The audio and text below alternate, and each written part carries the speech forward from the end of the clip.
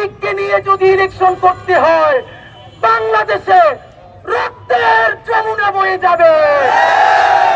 আমার ভাই, আমার বোন রুদ্র সেন, রিয়াগো, আনাস, ওয়াসিম, মুগ্ধের রক্তের কসম, আমাদের গায়ে এক ফোঁটা বিন্দু রক্ত থাকতে খুনি আওয়ামী লীগকে আমরা পুনর্বাসন করতে দিব না। গুড আওয়ামী লীগ আর ব্যাড আওয়ামী লীগ নাই। আওয়ামী লীগ মানেই কসাই, আওয়ামী লীগ মানেই গণহত্যাকারী। আপনি তাদেরকে আল্লাহর ওয়াস্তে জিজ্ঞেস করেন। নাম্বার 1, 2014-তে 154টা আসন আনকনটেস্টেড হয়ে গিয়েছিল। তখন এই ইন্টারন্যাশনাল কমিউনিটি কোথায় ছিল?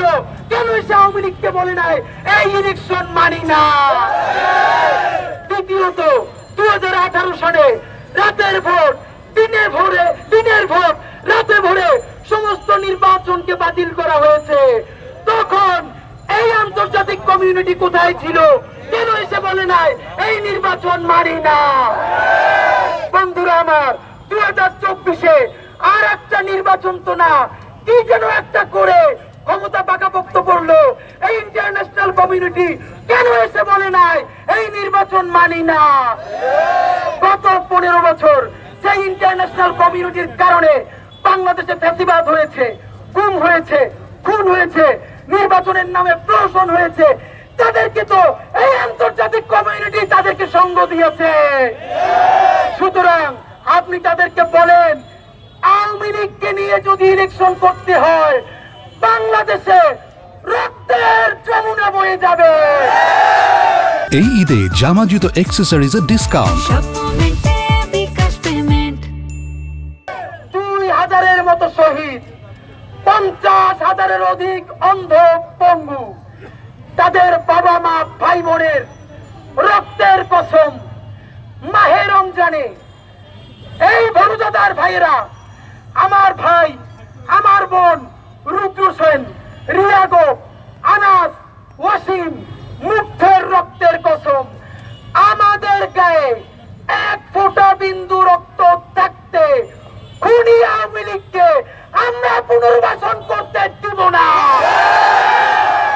ভাইয়েরা, আপনারা ভাবেন গুড আওয়ামী লীগ আর ব্যাড আওয়ামী লীগ নাই। আওয়ামী লীগ মানেই কসাই, আওয়ামী লীগ মানেই গণহত্যাকারী, আওয়ামী লীগ মানেই খুনি। আপনাদেরকে একটা সমীকরণ বলে যাই। আজকে সোহেল তাজ আরো 5-7 জন গুড আওয়ামী লীগকে সামনে রেখে বলবে শেখ পরিবার বাদ দিয়ে একটা ভালো আওয়ামী লীগ করতে চাই।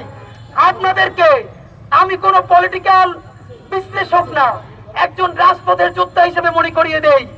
এরপর একটা নির্বাচন হবে, সেই নির্বাচনে আওয়ামী লীগ অল্প কিছু আসন পেয়ে কোনো না কোনো ভাবে বিরোধী দলে থাকবে। বিরোধী দলের থেকে যত বদমাইশি রাজনীতি আছে আওয়ামী লীগের যেটাই বাংলাদেশে কেউ বেশি জানে না। বিএনপি, আপনারা ঠিক কোন কারণে আওয়ামী লীগের নিষিদ্ধের ব্যাপারে অবস্থান গ্রহণ করেন নাই? জামাতে ইসলামী কোন প্রেসক্রিপশনে আওয়ামী লীগ নিষিদ্ধের ব্যাপারে স্পষ্ট বিবৃতি দেন নাই? এখন পর্যন্ত রাজনৈতিক দল হিসেবে এনসিপি কে দেখেছি তারা আউট এন্ড আউট বলেছে আওয়ামী লীগকে নিষিদ্ধ করতে হবে। ভাইরা আমার, আপনাদেরকে জানাই 2.5 বছর বিএনপি ক্ষমতায় থাকবে, 2.5 থেকে 3 বছর। এরপরে আওয়ামী লীগ বিরোধী দলে থেকে ভারতকে সাথে নিয়ে, ইসরায়েলকে সাথে নিয়ে এমন ষড়যন্ত্র করবে 3 বছরের মাথায় বিএনপিকে লাথি মেরে ক্ষমতা থেকে সরিয়ে দিবে। তারপরে কি হবে? ভাইয়েরা, সেই আওয়ামী লীগ আর একটা 111 হোক, ভারতের প্রেসক্রিপশনে হোক, কোনো না কোনো ভাবে ক্ষমতায় এসে 2000 শহীদ, তারা তো কবরে চলে গেছে, তাদের বাবা মা ভাই বোনকে কচু কাটা করবে।